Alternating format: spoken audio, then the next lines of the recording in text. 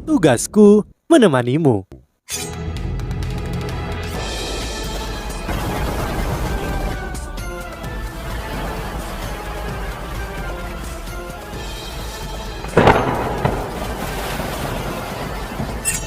Hai sahabat Pasuk, kembali lagi bersama alur cerita versi novel Solen 2 Sekte Tang yang tak tertandingi.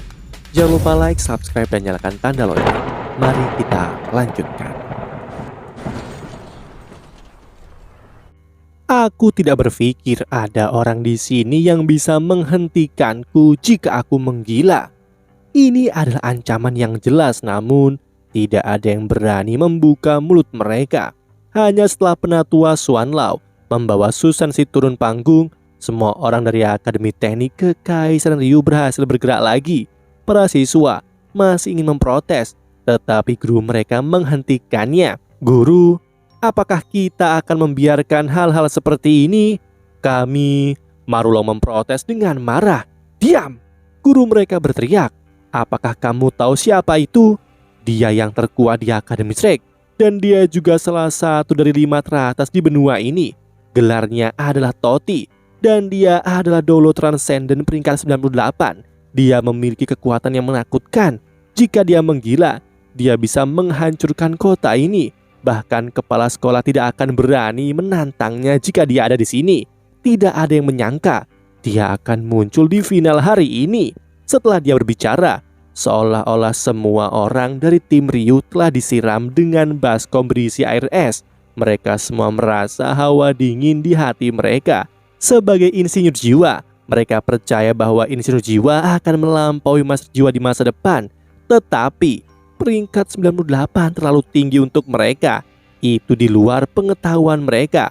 Di Kekaisaran Ryu tidak ada Dolo Transcendent tunggal. Peringkat 98 bahkan lebih konyol. Apakah kita benar-benar akan membiarkannya begitu saja? Song Hon Cheng bertanya dengan marah. Guru mereka pucat ketika dia berkata, Toti mungkin sangat kuat, tetapi dia peduli dengan wajahnya sendiri. Selama kita tidak mengganggunya, dia tidak akan melakukan apapun pada kita. Dia tidak akan mengganggu turnamen selama semuanya berjalan sesuai aturan. Mari kita semua tinggalkan panggung. Dia juga benar, sebagian besar kesalahan wasit hingga anggota tim kita terbunuh. Akademi akan mencari ganti rugi untuk masalah ini. Sudah terbukti bahwa Dolo Transcender sudah cukup untuk menekan semua orang. Bahkan Kaisar Starlo dan Adipati Remo Putih tidak berkomentar, malah hanya menonton dari jauh. Kaisar Starlo Su Jiawe mengungkapkan pandangan termenung, sedangkan Adipati Remo Putih mengerutkan alisnya dan sepertinya memikirkan sesuatu. Surga Iblis Daulo sangat bangga akan dirinya jika itu orang lain, dan mengatakan seperti itu dia akan membalas meskipun itu di depan 100.000 penonton. Namun dia tidak berani melakukannya di depan Penatua Xuan. Itu karena dia pernah bertengkar dengan Penatua Xuan 20 tahun yang lalu, dan nasibnya tidak lebih baik dari pelindung Dolo keluarga Kekaisaran Starlo. Huang Jinsu mengambil nafas dalam-dalam dan mencoba yang terbaik untuk menenangkan dirinya. Tidak ada yang lebih memalukan dari dipermalukan oleh Penatua Xuan. Meskipun Penatua Xuan telah mengalihkan kesalahan kepadanya, dia tidak membantah dan menanggung penghinaannya. Kedua tim, tolong kirim anggota yang bersaing berikutnya ke atas panggung. Dari Shrek, kita memiliki Bebe, dan dari Akademi Teknik Kekaisaran Ryu, kita memiliki Michael. Kedua anggota, tolong naik ke atas panggung. Shrek memiliki keunggulan sekarang. Karena babak individu telah mencapai tahap ini, mereka bahkan telah meletakkan dasar yang kuat untuk pertandingan 2-2-3 mendatang.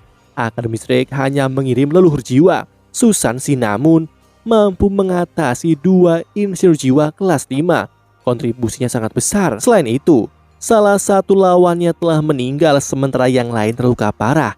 Mereka tidak bisa bersaing dalam putaran 2-2-3. Ini berarti telah memenangkan 1 ronde dari 3 ronde dalam pertarungan 2-2-3. Dan mereka hanya harus menang 2 putaran dari 3 pertandingan di pertarungan 2-2-3. Meskipun Akademi Shrek kehilangan Susan Si, 2 kaisar jiwa mereka belum bersaing. Keuntungan mereka di babak individu sangat jelas. Guru tim Ryu memicingkan matanya dan ekspresinya berubah mengerikan. Namun dia juga tahu dia tidak bisa panik sekarang. Jika mereka melakukan langkah yang salah, mereka bisa kehilangan seluruh turnamen. Keuntungan Shrek tidak akan bertahan selamanya. Meskipun mereka berada di atas angin sekarang, babak individu baru saja dimulai. Dia memanggil Meng Honchen. Meng kecil, semuanya akan tergantung padamu. Kamu akan ke depan. Demi kemuliaan akademi, berikan semua milikmu, kata guru dengan suara berat. Sinar aneh melintas di mata Meng Honchen saat dia sedikit mengangguk. Jangan khawatir guru, aku mungkin tidak dapat menentukan hasilnya, tetapi aku pasti dapat mengubah situasinya. Aku tidak akan membiarkan Akademi Shrek melakukannya dengan mudah. Ya, kami mengandalkanmu. Guru itu membungkuk sedikit ke arah Meng Honchen. Shou Honchen mengerutkan bibirnya. Dia sedih karena dia percaya bahwa dia harusnya menjadi orang yang membalikan meja. Namun, dia benar-benar terluka parah. Meskipun dia mungkin bisa berpartisipasi dalam pertarungan 2-2-3, dia tidak akan berguna di babak individu. Selain merasa sedih, tidak ada yang bisa dia lakukan.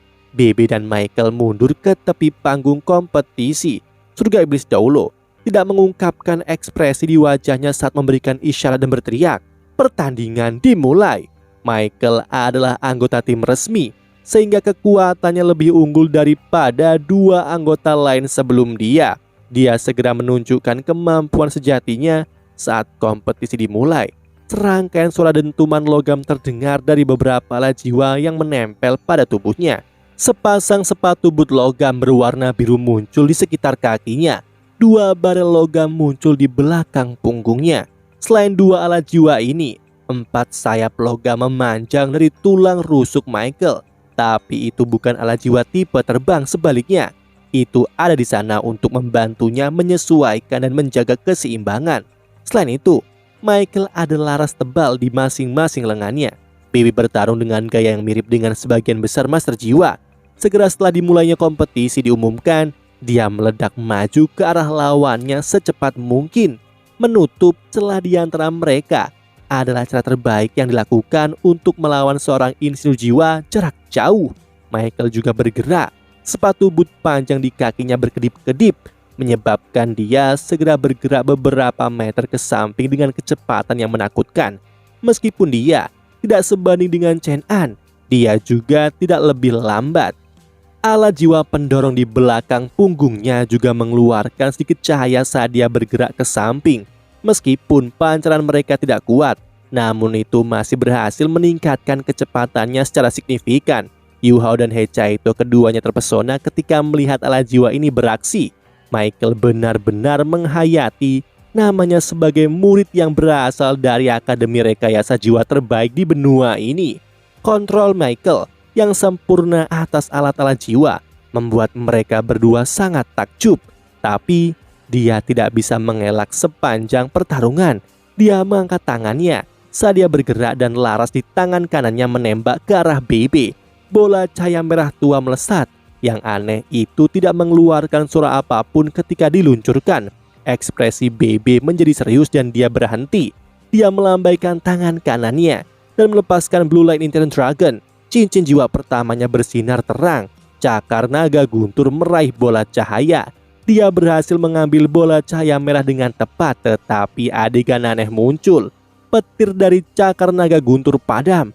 Setelah melakukan kontak dengan bola cahaya merah, bola cahaya berhenti di udara, lalu mulai bersinar lebih terang dari sebelumnya. He Chaito sudah berdiri di bawah panggung.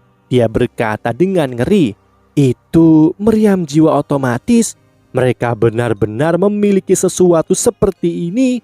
Yu Hao pernah mendengar deskripsi tentang alat jiwa semacam ini. Itu adalah alat jiwa yang kuat yang tidak dimiliki oleh Akademi Shrek. Setelah meriam jiwa otomatis ditembakkan, meriam kerang akan menyerap semua energi di sekitarnya, kemudian menjadi meledak setelah menghantam lawannya atau diblokir. Yang paling menakutkan adalah bisa meledak kapan saja.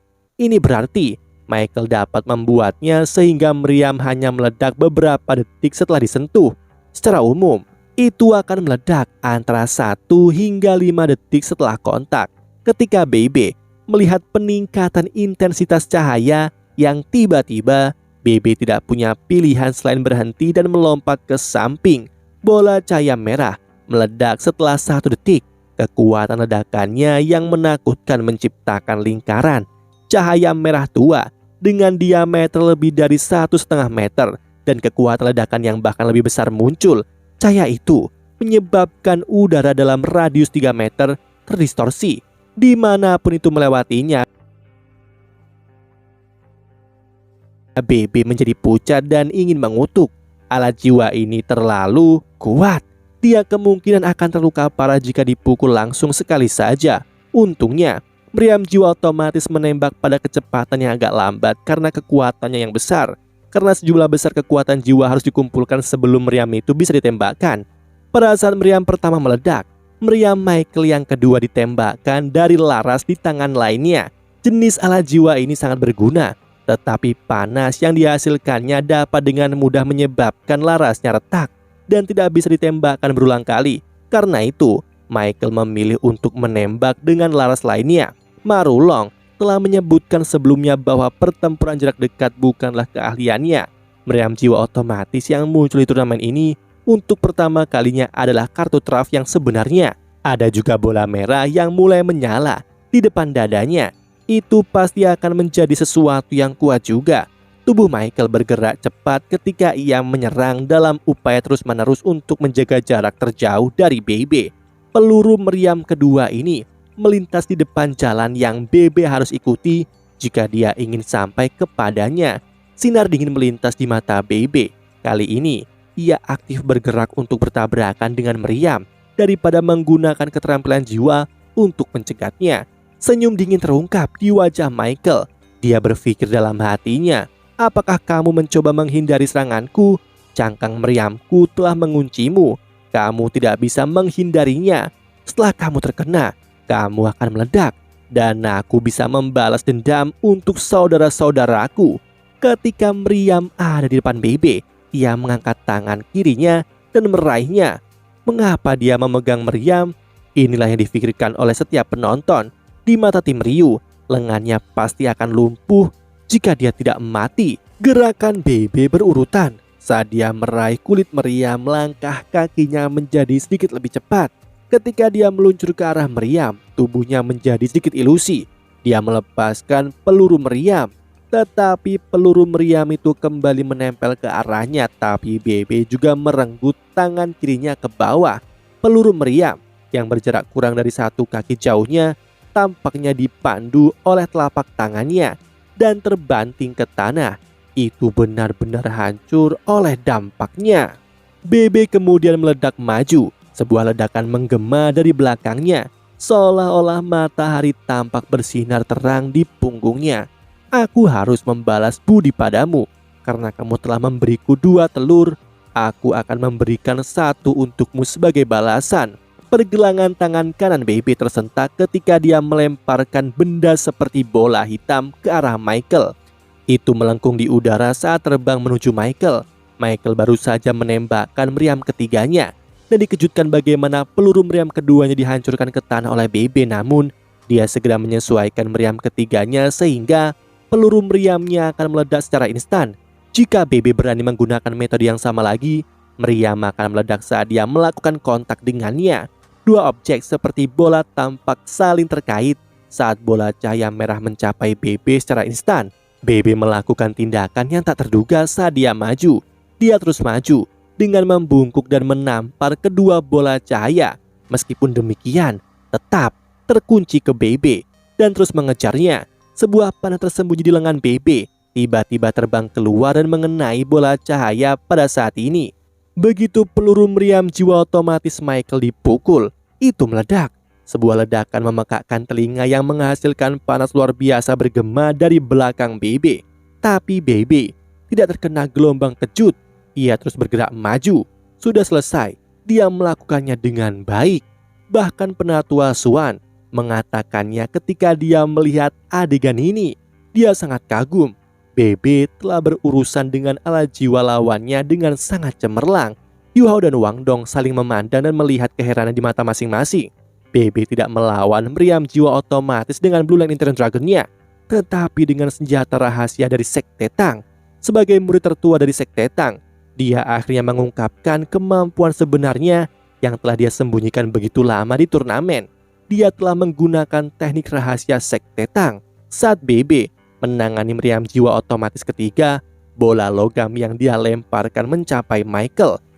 Bukan hanya kesombongan saat BB melemparkan alat jiwa ke arah insinyur jiwa kelas 5 seperti dia, itu jauh lebih buruk daripada kesombongan. Namun Michael tidak bereaksi sembarangan meskipun memiliki pikiran atau pendapat seperti ini.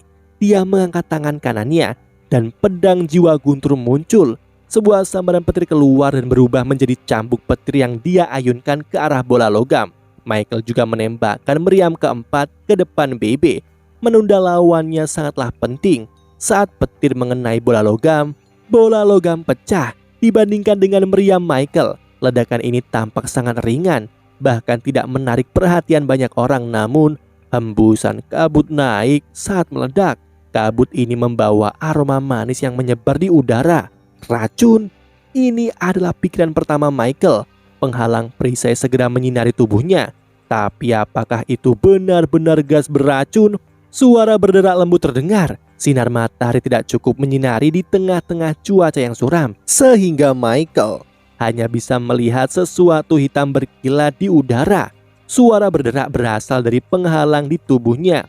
Setelah itu, dia merasakan tubuhnya mati rasa, seolah-olah dia telah ditusuk dan tubuhnya menjadi kaku.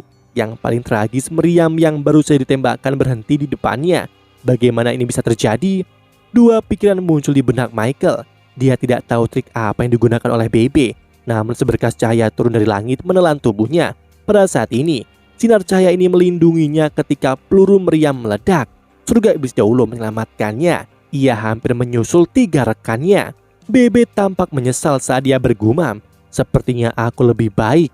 Dia menggunakan banyak senjata jiwa, tetapi semuanya lebih rendah dari milikku." Saat sinar merah perlahan memudar, suara guntur yang teredam terdengar dari langit. Cuaca menjadi lebih suram, tapi kesuraman ini tidak bisa dibandingkan dengan suasana hati tim Ryu. Karena surga iblis dahulu telah campur tangan, itu berarti Michael telah kalah. Yang tidak bisa mereka pahami adalah bagaimana Michael bisa kalah. Bola logam apa yang dilemparkan oleh BB, bahkan sebagian besar dari Akademi Strike bingung. Senjata rahasia, itu pasti senjata rahasia dari Sekte Tang. Yu Hao mengepalkan tinjunya dan menyaksikan BB dengan kagum. Teknik rahasia Sekte Tang akhirnya muncul setelah bertahun-tahun menghilang. Namun, berapa banyak yang masih tahu tentang teknik rahasia Sekte Tang sekarang? Itu adalah senjata rahasia yang kuat dari Sekte Tang yang dikenal sebagai bola pengejar jiwa. Sosok atau gambaran hitam yang muncul adalah bola logam. Setelah bola pengejar jiwa meledak, jarum yang tak terhitung jumlahnya terbang keluar. Sementara jarum-jarum itu beracun, kabut beracun telah muncul untuk menutupi kehadirannya. Bola pengejar jiwa ada di antara 10 senjata rahasia teratas dari Sekte Tang, dan khusus dalam menghancurkan segala macam hambatan pertahanan. Bahkan penghalang pertahanan kelas 5 hanya bisa memperlambat jarum ini. Pada akhirnya, penghalang itu ditembus oleh jarum, dan cangkang meriam jiwa otomatis diledakkan.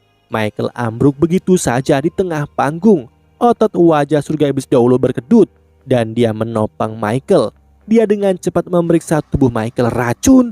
Surga iblis dahulu terkejut dan menoleh untuk melihat BB. BB mengangkat bahunya dan berkata, "Jangan khawatir, itu tidak mematikan. Aku akan memberikan obat penawar setelah kompetisi hari ini berakhir. Aku tidak bisa memberikannya sekarang, bukan?"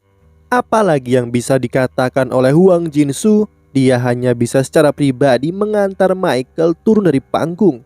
Akademi Strike telah menang lagi. Hingga saat ini hanya 1 dari 7 anggota Strike yang telah tersingkir, sedangkan tim Ryu telah kehilangan total 3 anggota. Master jiwa tipe penyembuhan juga tidak berdaya melawan racun. Mereka hanya mampu mengobati luka. Selain itu, tidak mudah untuk menghilangkan racun dari Sekte Tang. Sebagai pemimpin tim persiapan, langkah BB sangat cerdas. Sekarang salah satu dari mereka telah diracuni. Tim Ryu akan lebih berhati-hati di tahap selanjutnya. Jika mereka habis-habisan, siapa yang akan bisa memberikan penawarnya setelah kompetisi berakhir? Kontestan keempat dari Akademi Ryu, Meng Honchen, silahkan melangkah maju. Meng Honchen melangkah ke panggung kompetisi. Penampilannya tidak bisa dibandingkan dengan Jiang Nanan, tetapi dia masih seorang gadis muda yang cantik. Dia adalah kontestan keempat dari tim Ryu untuk berpartisipasi dalam putaran eliminasi tunggal. Tim Kekaisaran Ryu hanya memiliki 4 orang tersisa yang masih bisa berpartisipasi, termasuk dia dan kakak laki-lakinya yang terluka parah. Tim Kekaisaran Ryu telah memenangkan pertempuran kelompok, tetapi semuanya masih berjalan sesuai dengan rencana dan pengaturan Guru Wang Yan. Demikianlah kisah untuk kali ini. Sahabat Pasuk, jangan sedih, jangan bimbang, apalagi galau, karena aku kan selalu menemanimu.